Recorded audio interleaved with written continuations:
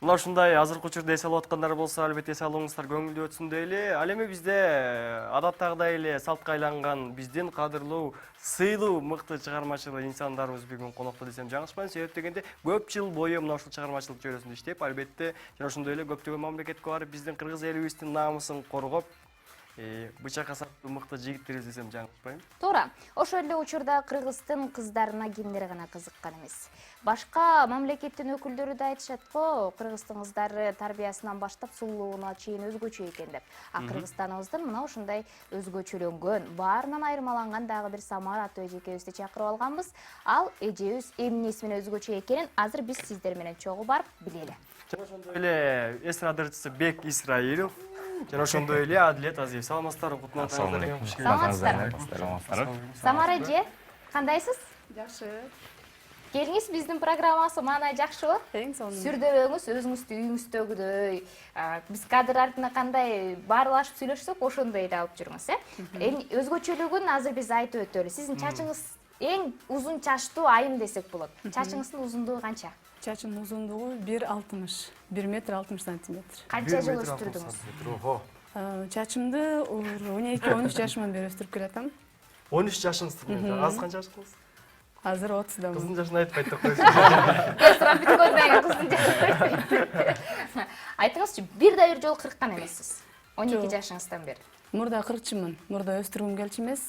Бирок үйдө апамдыкы, сиңдимдики баарыбыздык узун болгондуктан аягында 40 башымды билдим да. Анан өстүрүп баштадым. Башыңыз оорубайбы? Оор болбойбу? Кээде оор болот. Кээ учурда Жууганда оор болот да, аябагандайчы. Бирок аябай түз жүргөнгө өзүнүн жардам берет болуш керек, башты көтөрүп, бийик көтөрүп жүргөнгө. Айтыңызчы, күнүнө мисалы ушул чачка канча саат, канча мүнөт убакыт коротосуз? Күнүнө Мүнөт болот болуш. жарым сааттан 1 саатка чейин убакыт. Жарым сааттан 1 саатка чейин. Тараш, Убакыттын баары сизде турган. Көп убакыт кетет. Түшүнүктүү. Жигиттерди эмне себептен чакырдык дебейсиздерби, көрүүчүлөр? Жигиттер, албетте, Бек Исраилов үйлөндү. Ал эми сиз үйлөнө элексиз, туурабы? Анан кыздуу болосуздар, Кудай буйруса. Анан кыздуу болгондо эми ары кандай болуп калат, келинчегиңиздер башка жакта болуп калса, өзүңүздөр ушундай кыргыз элинин ушундай көзгө көрүнүктүү жигити болсоңуздар, анан кызыңыздын чачын өрүш керек болуп калат да. Анан жигитке жетимиш өнөр аздык кылат, өнөрлүү болуш керек. Ушул актер жана ошондой эле ырчы жигитибиздин башка жаатта дагы өнөрү кандай деңгээлде экенин билүү үчүн биз конокко чакырып алдык. Анан сиздерден сурайлычы, өргөнү билесиздерби? Мен чындыгын айтсам билбейм. Билбейсиз. Эми мындай болжолдоп азыр мындай карап, мындай бир сыйра карап атам. Бирок өрүп көрө элексиздер биринчи жолу, Биринчи жолу. Бек Исраилов бизге эмне деди дебейсиздерби? Эмнеге ушинтип, экөөңүздөр тең айттыңыздар, эмне себептен бизге айтпайсыңар эмне кыларыбызды дейт. Ошол себептен азыр узун чачтуу эжебизди көрүп дагы бир чети таң калганыңыздардан ошол болуш керек, Эми биринчи жолу болду менде. Суктанып турабыз. Кызыңыздын чачы, бар экен. кызыңыздын чачы ушунча болсун деген тилегиңиз барбы? Же кыска кылып өстүргөндө жакшы көрөсүзбү? Эми мен оюмча кызга аял затына негизи эле узун чач болгон бул. Келинчегиңиздин чачы кандай? Келинчегимдин чачы мынчалык узун эмес. Кыска. Бирок кайсы жеринен? Эми мындайраак го. Келиңиздер анда. Самара, мен ойлоп кеттим да аман тур. Самара эжебизди көргөндөн кийин үйүнө барып айтабы депчи. Узун чачты бир эжени көрдүм ай. Бүгүндөн баштап өстүр чачты деппи. Ошентесизби? Эми Азыр олоду үйгө барганда айтып жүрбөсүн дебесиң. Жакшы. Адилет, сиз буга чейин чач өрүп көрдүңүз беле? Чач өрүп Балким кичинекей убакытта, кичинекей кезиңизде өрүп көргөнсүз. Ооба, мен канча 15 жашыма чейин мен да чачымды өстүргөм. Меники бул жерге чейин болчу. Жаш кезекте. мен билем деген опыт бар турбайбы? Түшүнүктүү. Мындай кылалы, жигиттер. Азыр маалыматтар боюнча Адилет чач өргөндү билем дейт. Мен өзүм чачым бул жеримен болчу, анан мен өрүп алып жүрчүмүн дейт. А сиз бул жерде тажрыйбаңыз жок болгондуктан, балким биздин жаныңызда досуңуз деп коелу, эми чогуу бир курактасыздар. Көрсөтүп берсин, үйрөнүп туруңуз, карап туруңуз, макулбу? Анан жыйынтыгында кимиңиздердики кооз өзгөчө. Балким ошол 70 өнөрдүн ичине стилистик кызматты дагы көрсөтүп калат чыгарсыздар биздин кыргыз элине. Баштайлы анда Адилет сизден. Келиңиз Адилет. Келиңиз анда урматтуу көрүүчүлөр, кайсыл эки жигитибиздин кайсыл бири ыктуу экенин байкадыңыз ушул жерде. Азыр сиз карап турасыз. Мен карап Чечпей туруңуз. Чечпей туруңуз. Бул жагы Азыр кезекте ушул Адилет мырзага берели. Эгер кокус кичинекей кызыңыз үйдө жалгыз калсаңыз, кыздын чачын кантип өрүп Байкадыңбы баягы? Токтоңуз, азыр музыка болот. Азыр Адилет чач өрөт. Жана дайынданат. Болочокто кыздын чачын өрүүгө дайынданат. Музыканы кесиптештер бизге жардам бериңиздер. Бизге студияга бериңиз. 1, 2, 3. Кана? Кеттик. Баштадык анда. Адилет. Музыка бүткөнгө чейин жана Кытайларда окшоп жооп Кайсыл? өрүп атат го. кандай кылып өрөт? Ага, мындай айлап Сүйлөп койсоңуз окшоп экенсиз. Японча билсеңиз сүйлөп койсоңуз. Тыкан кылып өрөсүз. Адилет. Тыкан кылып? Кызыңыз деген мектепке барат да. Мектепке шашып атат. Анан айтат да чачың эмнеге мындай болуп калган деп. Анан апасына сөз тийип калат. Сиз апасына сөз тийгизбеш үчүн алайлагы сары жагы чубашып барат. Мынча чачты көрө элек болчумун. Биринчи Меники мынча өскөн эмес да. Сиздики мындан кыскараак. Меники мындайраак болчу. Жарымынча болчу. Анан тыкан кылып өрүп окуучулар класстарда арканы өргөндөрү болот. суктаныш керек. Суктаныш керек. Сиз жардам бербей туруңуз азыр. Айыл барганда иче карын алчумун. 13 жашынан бери өстүргөн чачым. Самара эженин чачын чыгарма салыштырып атат. Караңызчы эмне деп атат. Ана тармада танпелейт. Жакшы. Кана. Музыка бүтүп баратат. Эртерээк. мен болжол боюнча эки келе бөлөлү ошону өрөттүк деп атсам. Үчкө. Сиз 4кө бөлүп өрүңүз. Жаңы стилби? Мен кем болуп калган да дреди. Бирок 4-5 өрүмдө кылгандар бар да. Адилет мырза, Байкасаңыздар, байкасаңыздар, сиз 6 өрүмдө жакшы. музыканын темпи. Музыкаңар жакшы экен, ошо кайсы Жардам берип колдугун атпабы? ошо окшоштуруп өрүп атам деп. Жардам берип атабы? Өтөлү. Актёрдук чеберчиликте урматтуу көрүүчүлөр. Ана бүтөйүн деп калды. Азаматсыз. Резинкасы Кызыңыздын барбы? аты ким болот? Кыздын аты мен буйруганын көрөбүз да. Айтпай турайын. Мынакей. Азырынча айтпайбыз. Сыр болуп турсун азыр. Бүттү. Аяк ошонтип өрөт. Сиз колдон сонун иштеп. көрүүчүлөр. Резинка байлаган көрсөңүздөр. Иш кылса чечилбей турсун. Септеп. Программа Окууну аяктаса болду. Күнгө жетсе болду. Келиңиз, көрсөтөлү. Адилет келечекте кызын чачын ушундай кылып өрүп берем дейт. Ал эми мына ушул жерде кеп бар го. Кепти бар ушул жерде. Ушул жерде кеп бар го. Бул жагы чыккан. Анан кийин сиз ойлоп калдыңыз. колдун келишинче аракет Чачыңыз кылдым. узун кестеси үшүнтүп, учун байлачыңыз беле. Меники мындай постоянно мындай болуп жүрчү да. Бирок неге мындай? Негизи Оңдоп коеюн. жок, оңдобоңуз, бүтү да. Кайсы Негизи- сиздин жаштарыңыз ушундай эле? 15 жашка чейин өскөн. Мектепке барып жүргөндө. Өзү жердиңиз кайсы жерден? Жерим Жалалабадтан. О, шамалды ошон үчүн. Ошон үчүн шамал. Негизи кыздар чачын ушинтип байлаганды көбүрөөк жактырат да. Сизде ошондо бир минус болуп калды. Аягында ошол жерде мына ушундай кылып байлаганды үйрөнүп аласыз деген ойдобуз. Анан кийин урматтуу көрүүчүлөр, бул жерде карап койсоңуздар, негизи апалардын өргөн чачы ушундай тыкан, тыкыз болсо, бул жакта мен жана өзүңүз айткандай лагман ондай бир Япондорча деп баштадым. кыймыл аракет менен жасадыңыз, бирок аракет кылдыңыз, Келиңиз. Бул шедевр Адилеттики. Бул жерге Албетте, карап жигитке турабыз. 70 ыраазылык кылат дейт. Мынакей ыктуу жигит экен. Эми келиңиз эми кезекте мына ушул ырчы жигитибиз. Албетте бул жигиттин талантын сахнадан көрүп жүрөсүздөр. Эми жашоодо коркуп бир ушундай окуя болуп калса, Кече аманту Эми мындай эмне окуя болду? болбоду. Кандай Азыр окуя? бир нерсени көрүүчүлөргө да айтып коеюн да. Мен жашырбайм. Кадр артынан эмнени сүйлөсөңүздөр баарын айтып берем. Кече бизге дек чалды. Кечинде саламатсыздарбы дейт, саламатчылык десем, сиз мени орозо болгонумду эмнеге сурадыңыздар, эртең барганда эмне кылам деп аябай эле биз эмне кыла турганыбызды билип алайын деди, бирок такыр болбой койду, Ооба, айтпай койдуңар. Ооба. Токтоңуз, шашпай туруңуз. Азыр Шашпай колдорумду туруңуз. кичине даярдап турайын. репетиция кылып атасыз. Репетиция күнүнөн боюнча. Кандай азыр биздин жеңебиз деп коелу. Кандай бала күтүп жатасыздарбы? Жок, азырынча белгисиз. Кудайым буйруса. Биринчиси ким болсо дейсиз? Эми өзүм дагы мындай, дагы эле баладай сезем өзүмдүчү. Мен ойлойм, эгер балалуу болсом, экөөбүз чогуу эле ойноп жүрөр болушубуз керек. Балалуу болгуңуз келет, Негизи эркек бала. Адилеттен кем каласызбы? Чачын 15 жашка чейин узартып коюңуз. Макулбу? Макул.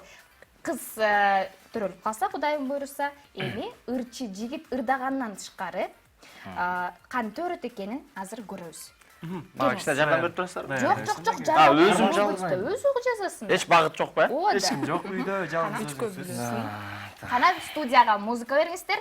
1, 2, 3. Кеттик маэстро. Мен кошунасы болуп келип кармашып турбайм.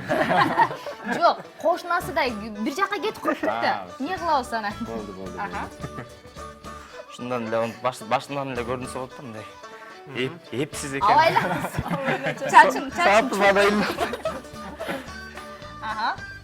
Үчкө бөлүшүбүз керек. Келиңиз биз. Карап турсак. Сиз жакшыраак экенсиз.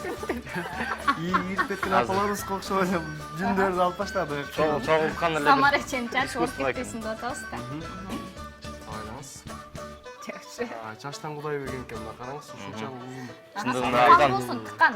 абдан кооз экен Ооба. чачыңыздар чындыгында. Самара эже кечинде барып тарак менен аябай кыйналат го дейм. Жок, Менимче калгам. мүнөзгө жараша дейт, чачышпайт болуш керек сиздики, Чачышпайт. Ошол себептен коркпоңуз. Чогулдуго деп ойлойм. Эми кандай кылабыз? Эмнеге бул жагычы? Бягын карабайсызбы? Бягын. Эми музыканын ритмине түшүш керек. Сиз бул жакта чачты баарын алып кетип баратасыз кайра. Азыр минтсек окуудан калып калат кызыбыз.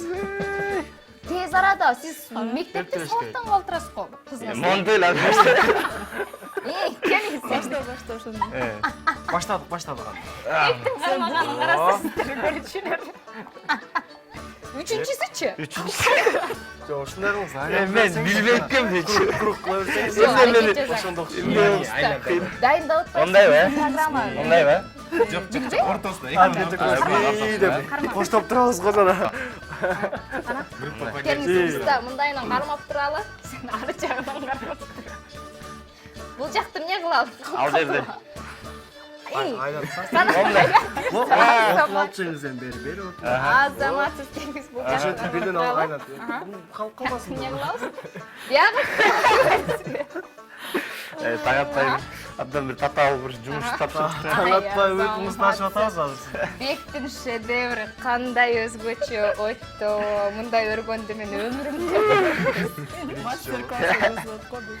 Бек Мен таң албай эле койсоңуздар болот.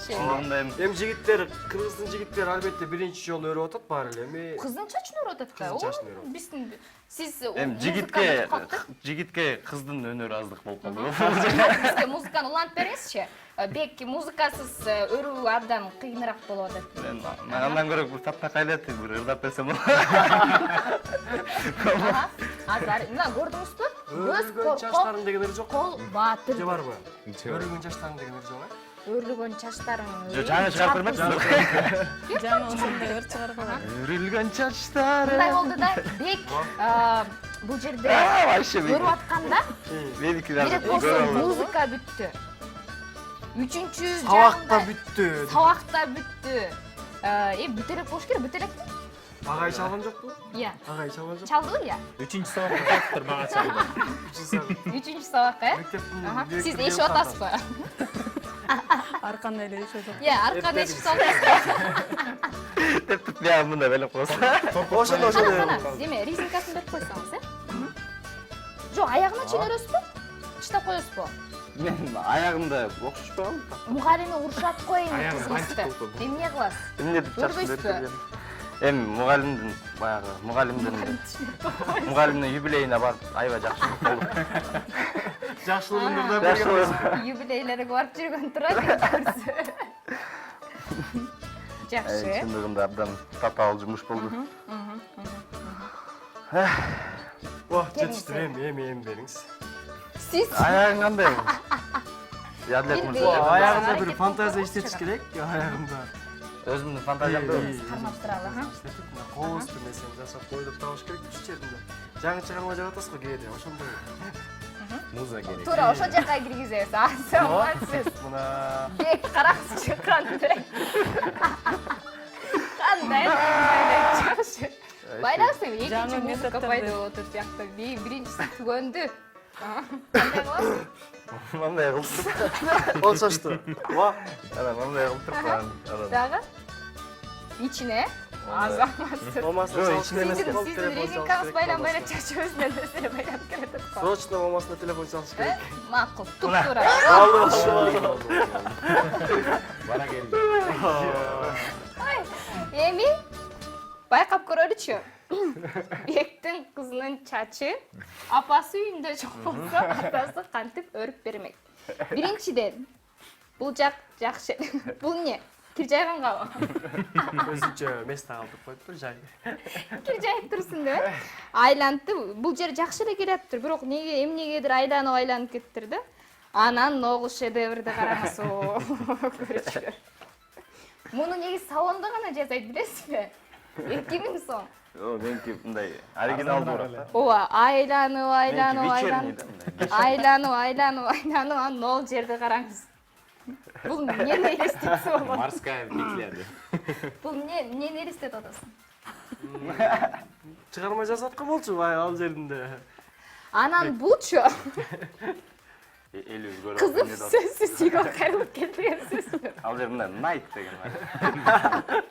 Анан көрсө Бектин кызынын чачында ушундай чачты байлагыч резинкалар жөн гана ушинтип асылып туруш үчүн Кооздук үчүн бул. колдонулат экен да. Кооздук үчүн азаматсыз.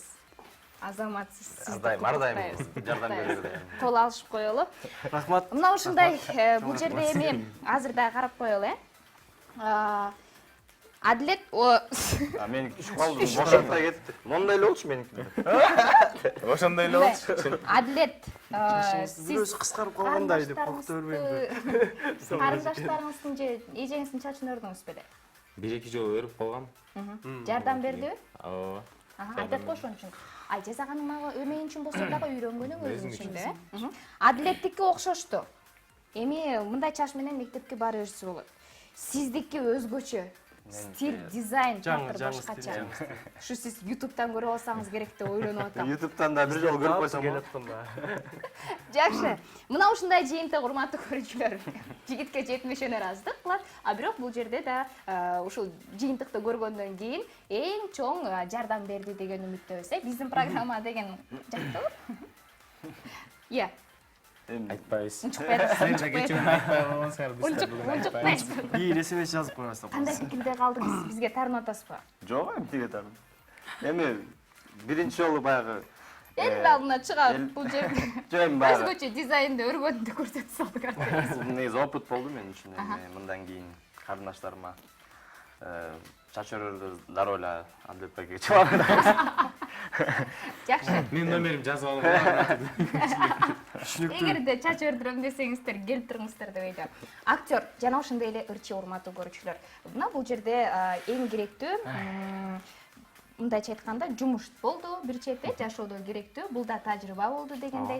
Ал эми сиздерге болсо ыраазычылык билдиребиз, себеби биздин көрүүчүлөрүбүз үчүн конуктор ким? Албетте, ал биз дагы сиздерде эл үчүн кызмат кылгандан кийин бу жерде бек уялып жаткандай, уялбаңыз. Себеби барыбыз эле элдин кызматындабыз да. Бул элдин маанайын көтөрүү максатта болуп өттү. Жана өзүңүзгө да тажрыйба болду. Так абдан татаал экен. чачып бериш. Кыйын. Кыйын экен. Кыйын экен. Чоң рахмат, андыктан келип мына ушул конкурска катышып бергениңиздерге. Негизи чыгармачылыкта жаңылыктар жакшыбы? Эмне жаңылыктар болот? Чыгармачылыкта баары жакшы. Жүргөндөн тышкары экенсиз. Андыктан мына ушул таңшылоо программасы, башка программалар ушунус менен айырмаланабыз. Келипиңиздерге чоң рахмат. Буюрса дагы жолугабыз. Амандыкта көрүшөбүз. Батаңыздар менен дагы бир Рахмат. элиме